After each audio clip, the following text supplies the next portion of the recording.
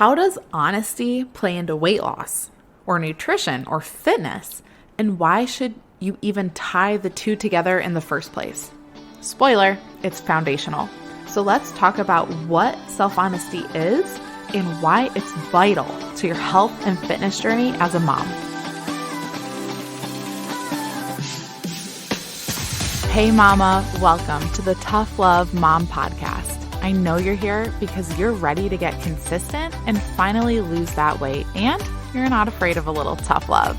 You know what to do to lose weight, but following through on those things feels impossible. You wish you could just feel like your strong, confident self again and want to be a good example for your little ones, but you get thrown off by mom guilt and the unpredictability of motherhood. It's frustrating. Taking on your journey postpartum is hard, but it's not impossible.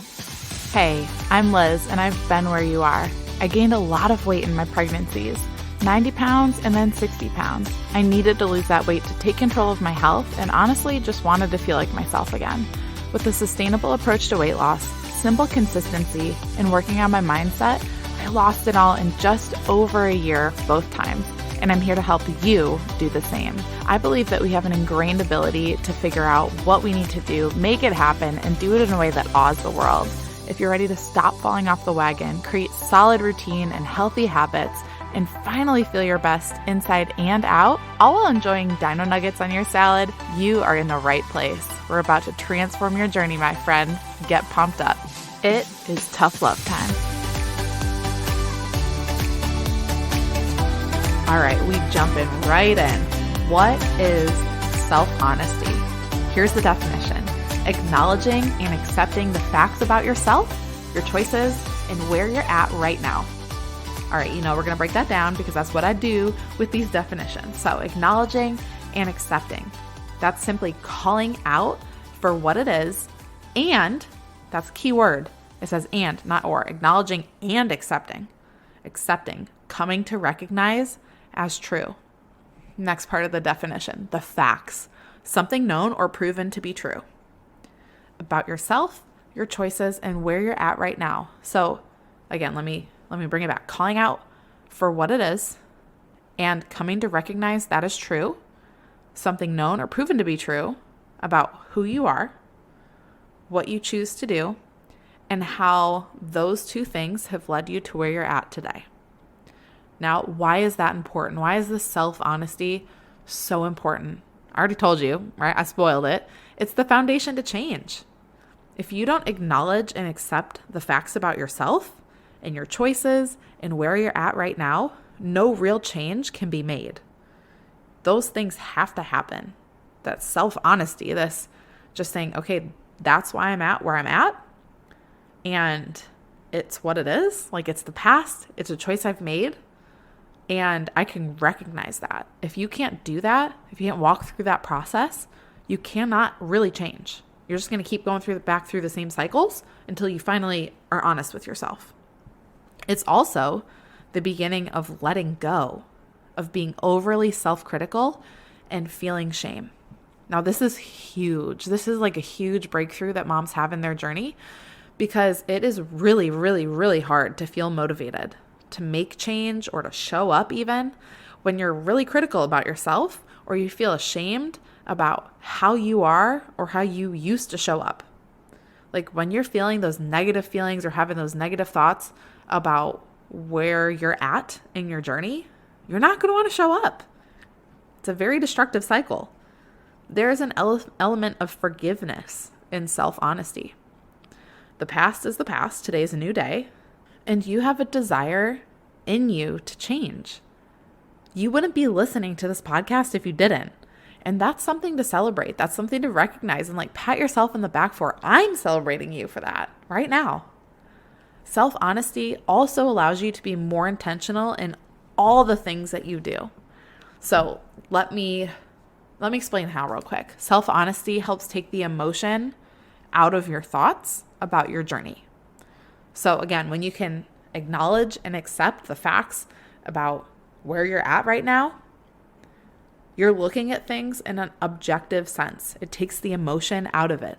Everything becomes a little more clear, a little more fact-based instead of emotion-based because you're looking at it through the lens, again, of facts. facts about yourself, your choices, and where you're at.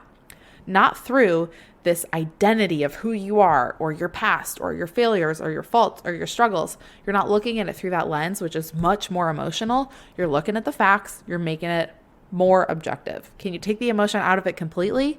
No, but the more you're self-honest, the easier that gets and the less critical and negative and emotional you'll be about all of it.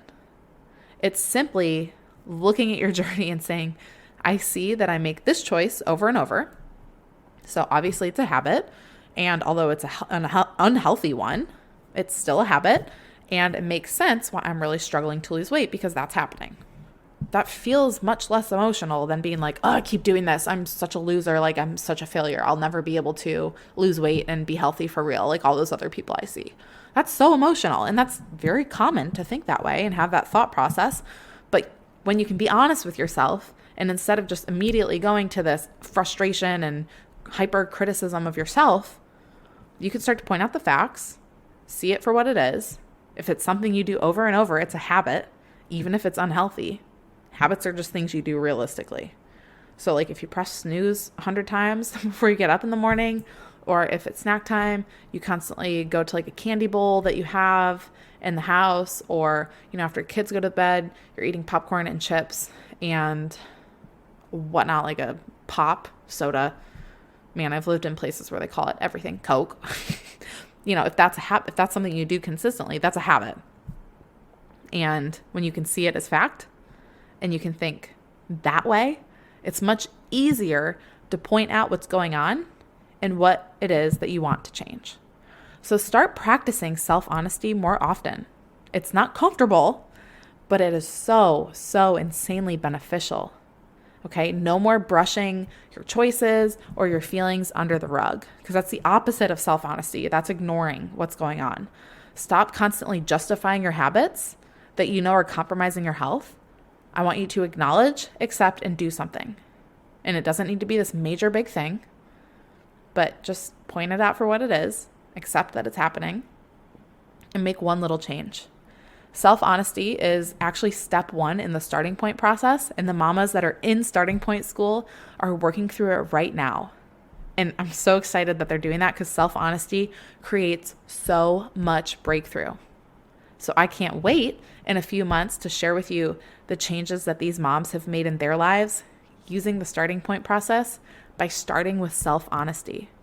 And it will only happen, that change will come because they embrace this piece, this step one, this self-honesty. Even though it's so uncomfortable, you are capable of doing it.